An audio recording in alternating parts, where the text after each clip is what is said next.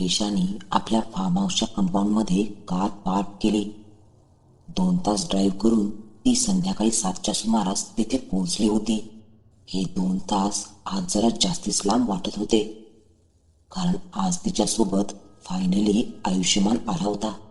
ते दोघंही खूप दिवसांपासून आजची वाट पाहत होते. Valentine day.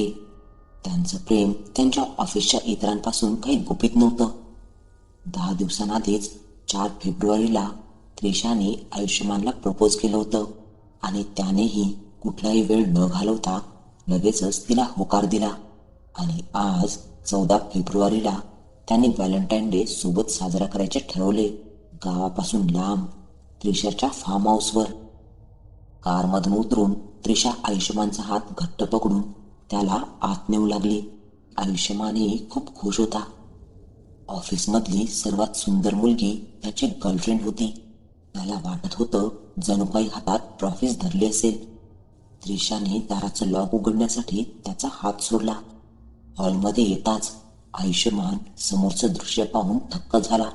आज ऑफिसमध्ये सुट्टी घेऊन त्रिशाने इथे येऊन तिचं फार्म हाऊस सुंदर लाल फुग्यांनी आणि फुलांनी डेकोरेट केलं होतं. आवडलं? तिने लाजत विचारलं. मी आधीच तुझ्या प्रेमात वेडा झालोय आणि आता हे सगळं पाहून अजूनच वेडा होतोय, असं म्हणत त्याने तिला आपल्या जवळ ओढले. अगं, पण इथे नोकर वगैरे राहतात ना, त्यांना सुट्टी दिली आहे. आज इथे फक्त आपण दोघं. त्याच्या शर्टच्या बटनांशी खेळत तिने उत्तर दिलं. दोघंही 30 ते 32 वर्षांचे असून अगदीच कॉलेजच्या मुलांसारखे नवे नवे प्रेमात पडल्यासारखे झाले होते. मग आता सेलिब्रेशन सुरू करायचं?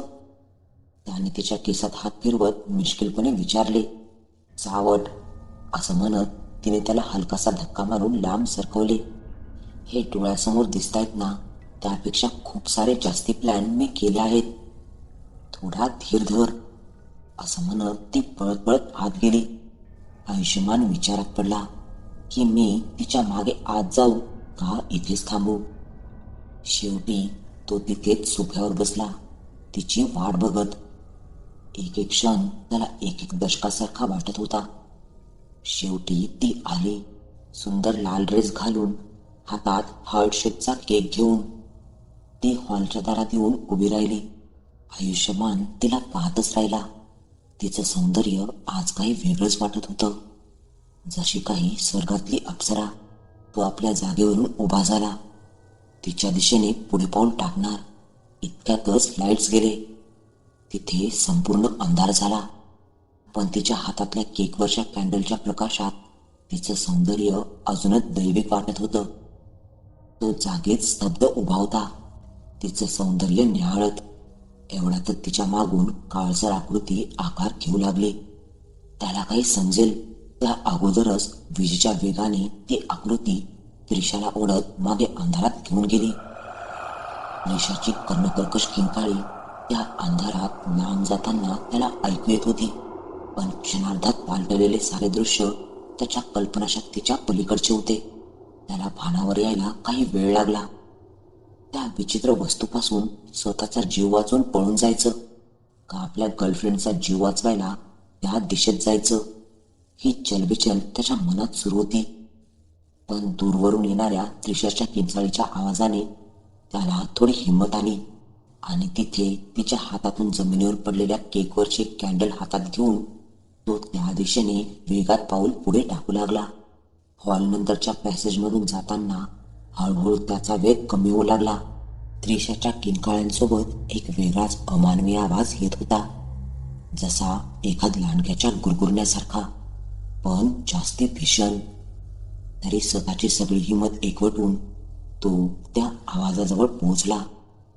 तिथे तळघराजवळ जाणाऱ्या पायऱ्याच्या जवळच्या भिंतीला आपला सगळा जोर एकवटून त्रिशा घट्ट पकडून उभी होती आणि बघून वाटत होतं की तिचे पाय कोणीतरी खाली ओढत होते.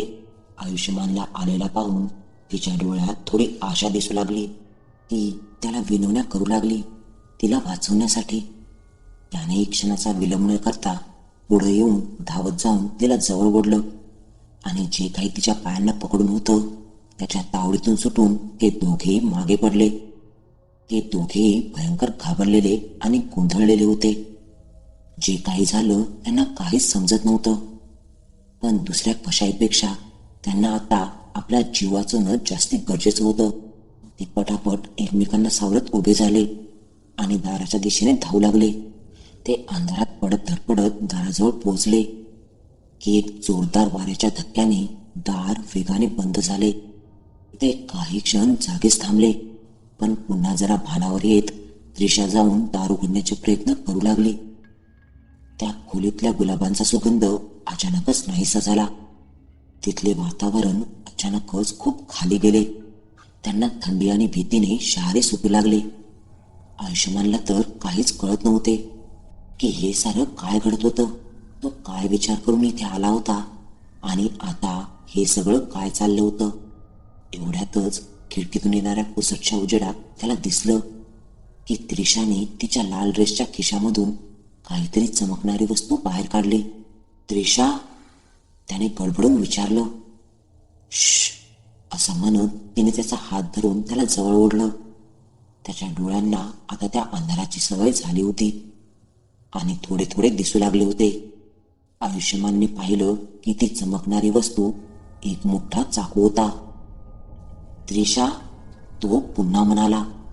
श्श, तिने पुन्हा त्याला गप्प केलं आणि खुसफुसून म्हणाले, किचनमधून बाहेर जाण्याचे दुसरे दार आहे. त्याने पुढे काहीच प्रश्न न विचारता भिंती चाचपडत तिच्या मागे जायचं सुरू केलं. ते किचनच्या दाराजवळ पोहोचले. दार बंद होतं. त्यांनी निराश होऊन एकमेकांकडे पाहिलं. ते पुढे काही विचार करतील एवढ्यातच पुन्हा ती काळसर आकृती किचनच्या आत येण्याच्या दाराजवळ उभी राहिली. त्या दोघांच्याही हृदयाचे ठोके वाढले होते. त्या अतिथंड वातावरणातही त्यांना घाम फुटू लागला. त्यांनी एकमेकांचे हात अजूनच घट्ट धरले. त्रिशाने दुसऱ्या हातातल्या चाकूवरची पकड अजूनच मजबूत केली. काय हवे तुला आमच्याकडून? कोण आहेस तू? त्रिशाने जोरात ओरडून विचारले. त्या आकृतीच्या दिशेने तिच्यापेक्षा कितीतरी जास्त पटीने मोठी कर्णकर्कश किंकाळी आली आणि तिथे एक मोठं वादळ आल्यासारखं झालं आणि किचनमधले सारे भांडे इथे तिथे आपटून जमिनीवर आदळू लागले. तिथे सारे चाकू आणि इतर धारदार वस्तू हवेत उडू लागल्या आणि वेगात त्या दोघांच्याही दिशेने येऊ लागल्या.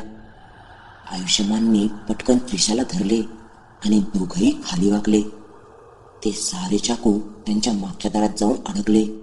ते हळूहळू स्वतःला सावरून पुन्हा उभे झाले, पण इतक्यातच ती आकृती विजेच्या वेगाने त्यांच्या दिशेने धावू लागली आणि त्रिशाच्या शरीरात नाहीशी झाली.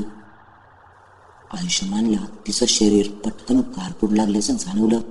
तिने त्याचा हात सोडला, मान वाकडी करून त्याच्या समोर पाहिले. ती अतिशय अमानवी दिसत होती. स्वतःसारखी वाटतच नव्हती. तिचे डोळे संपूर्ण काळे झाले होते. इथून निघून जा, असा गुरगुरणारा आवाज तिच्या आतून आला आणि त्यांच्या मागचं दार आपोआपच उघडलं. तिने त्याला स्वतःपासून लांब लोटलं आणि हळूहळू चालत बेसमेंटच्या दिशेने घरात निघून गेली. त्याचे पाय जागेत जखडले होते. त्याचं डोकं सुन्न पडलं होतं. त्याचं अखंड शरीर बधीर झालं होतं. त्याच्या मनाची परत तीच कोंडी होत होती. स्वतःचा जीव वाचवायचा की त्रिशाचा? त्याला कुठेतरी मनात ही पूर्ण जाणीव होती की जर तो आता इथून गेला तर ह्यापुढे तो त्रिशाला पुन्हा कधी जिवंत पाहू शकणार नाही. त्याने परत आपलं मन घट्ट केलं. सगळी हिंमत एकवटली. तिथे मागच्या दारात अडकलेला एक चाकू स्वतःजवळ घेतला आणि बेसमेंटमध्ये जाऊ लागला. त्रिशा बेसमेंटमध्ये निघून गेल्यानंतर घरातलं वातावरण परत नॉर्मल झालं, पण बेसमेंटमध्ये तीच बोचणारी थंडी जाणवू लागली. घरातले लाईट्स परत आले होते, पण बेसमेंटमध्ये प्रकाश अगदीच कमी होता. खाली बेसमेंटचे दार उघडेच होते. तो हळूहळू दबक्या पावलांनी आत गेला. तिथे हिरव्या बल्बच्या प्रकाशात समोरचं भयान दृश्य तो काही क्षण पाहतच राहिला. समोर एका कोपऱ्यात एका लोखंडी खुर्चीत त्रिशा होती. कदाचित बेशुद्ध होती. तिच्या हातापायावरच्या जखमांमधून रक्त झिरपत होतं. तिच्या तोंडालाही रक्त लागले होते. पाहून असं वाटत होतं की तिच्या पोटरीतून मांसाचा लचका कोणीतरी चावून काढला असेल. त्याने अलगदच नजर चारी बाजूला फिरवली. तिथे त्या खुर्चीच्या बरोबर समोर एक व्हिडिओ कॅमेरा ठेवला होता. त्याच्या बाजूला टेबलवर वेगवेगळ्या प्रकारचे चाकू, ड्रिलिंग मशीन वगैरे होते. तो सगळा प्रकार पाहून त्याला मळमळू लागले. एवढ्यातच तिच्यात जरा हालचाल जाणवली. ती शुद्धीतेत होती. तो भरभर तिच्या दिशेने पुढे जाऊ लागला. पण अचानकच त्याला कोणीतरी जागीच बांधला असेल तसा तो जखडला. त्याला त्याच्या डोळ्याच्या कोपऱ्यातून लांब ती काळी आकृती पुन्हा दिसू लागली. तुला इथून जायला सांगितलं होतं. पुन्हा ती किळसवाणी गुरगुर ऐकू आली. काय आहेस तू? कोण आहेस? तिला का असा त्रास देतोय? तिला सोडून दे. तिच्या चेहऱ्यावरचे केविलवाणी भाव पाहून त्याला राहवलं नाही. तिच्या जागी हवं तर मला मारून टाक. तेच तर हवा आहे तिला. त्या आकृतीच्या दिशेने आवाज आला. मला वाचव आयुष्यमान, प्लीज मला इथून सोड. त्रिशा गयावया करू लागली. आयुष्यमान त्या शेवटल्या वाक्यावर अजून एक गोंधळलेला होता. त्रिशाचे शब्द त्याच्या कानावर पडतच नव्हते. तिने तुला त्यासाठीच इथे आणला होता. तू तिचा ह्या वर्षीचा शिकार आहेस आणि मी गेल्या वर्षीचा. त्याचं ऐकू नकोस आयुष्यमान, मला वाचव. तो वाईट आत्मा आहे. त्या आकृतीच्या दिशेने पुन्हा जोराची किंकाळी ऐकू आली. मग तुझ्या तोंडून खरं सांग. आणि पुन्हा वाऱ्याच्या वेगाने ती आकृती तिच्या शरीरात प्रवेशली. तिचे हावभाव पुन्हा बदलले. ती पुन्हा अमानवीय दिसू लागली. सफेद पडलेली चामडी, लख्ख काळे डोळे. ती स्वतःच्या हाताचे लचके तोडू लागली. थांबव हे सगळं, मी सांगते. ती जोरात ओरडली. तिच्या तोंडातून तिच्याच हातातलं वाहिलेलं रक्त निघत होतं. मी गेल्या वर्षी व्हॅलेंटाईन डेच्या दिवशी विवानला इथे आणलं होतं. तेच सगळं केलं होतं जे आज तुझ्यासाठी केलं होतं. त्या केकमध्ये गुंगीचं औषध होतं. ते खाऊन तो थोड्याच वेळात जवळजवळ बेशुद्ध झाला. मी खेचत ओढत त्याला इथे बेसमेंटमध्ये घेऊन आले आणि ह्या खुर्चीत बांधलं. त्याचा व्हिडिओ काढायचा सुरू केला आणि हळूहळू चाकूने वार करून त्याच्या शरीराचे लचके काढले होते. जितक्या शक्य होत्या तितक्या यातना देऊन त्याला शेवटी संपवला. आयुष्यमानला ह्या धक्कादायक कबुली जबाबावर विश्वासच बसत नव्हता. म्हणजे आज जर हा सगळा विचित्र प्रकार घडला नसता तर ह्या खुर्चीत ह्या अवस्थेत तो स्वतः बसला असता. तिने पुन्हा स्वतः उजव्या हाताने डाव्या हाताची बोटं एक एक करून तोडायला सुरुवात केली. नाही, ती पुन्हा होणाऱ्या यातनांनी जोरात ओरडली. सांगते, मी याआधीही गेल्या 3 वर्षांपासून दर व्हॅलेंटाईन डेला वेगवेगळ्या मुलांना फसवून इथे आणलंय आणि असंच संपवलंय. आयुष्यमानचा मेंदू सुन्न पडला. तो आता त्या जागेवर जखडलेला नव्हता, पण तो जागीच स्तब्ध झाला होता. ज्या मुलीवर त्याने प्रेम केलं आणि जी त्याच्यावर एवढं जीव लावत होती, तो सगळा भ्रम होता. तो एवढा मूर्ख होता आणि तिच्या प्रेमात एवढा आंधळा झाला होता की त्याला काहीच समजलं नाही. त्याला त्या सगळ्या वस्तू हळूहळू पुन्हा आठवू लागल्या. ज्याच्यावर त्याने कदाचित लक्ष दिलं असतं तर त्याला जरा तरी संशय आला असता. तुझा फोन आणू नकोस, उगीच कुणाचा डिस्टर्बन्स नको, असं म्हणून तिने त्याला फोन ऑफिसमध्ये ठेवायला लावला होता. कोणाला सांगूही नकोस की आपण सोबत जातोय, नाहीतर उगाचच आपल्याला चिडवतील उद्या. तिचं ऐकून तो कुणालाच न सांगता इथे आला होता, जेणेकरून तिने त्याला मारून टाकल्यावर कुणालाच पत्ता लागला नसता की तो अचानकच गायब कसा झालाय. तिच्या ड्रेसच्या खिशातून तिने काढलेला तो चाकू बहुतेक त्यालाच मारायसाठी तिने जवळ ठेवला होता. त्याला इतकी आवडणारी त्रिशा एक सिरियल किलर होती हे त्याच्या आकलनाच्या पलीकडे होतं. त्याला समजत नव्हतं की त्याला त्या आत्म्यापासून घाबरायला हवं की ह्या निरागस वाटणाऱ्या चेहऱ्यामागे लपलेल्या खुन्यापासून. मला सोड आता, मी सगळं सांगलंय. पण माझा बदला पूर्ण नाही झालेला अजून. तो कुरकुरणारा आवाज तिच्या तोंडून बोलला. ती त्या खुर्चीतून उठली. समोरच्या टेबलाजवळ जाऊन ड्रिलिंग मशीन हातात घेतलं. पुढचं दृश्य पाहताच आयुष्यमानने पटकन डोळे दुसऱ्या दिशेने फिरवले.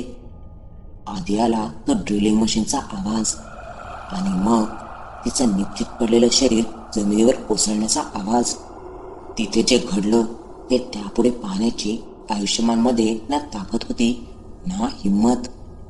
त्याला कुठेतरी या वस्तूचा आनंदही होत होता की फक्त त्या अतृप्त आत्म्याचा बदला पूर्ण झाल्याने आज त्याचाच नाही तर पुढे येणाऱ्या कित्येक व्हॅलेंटाईन डेच्या दिवशी कित्येक निष्पाप मुलांचा जीव वाचला होता.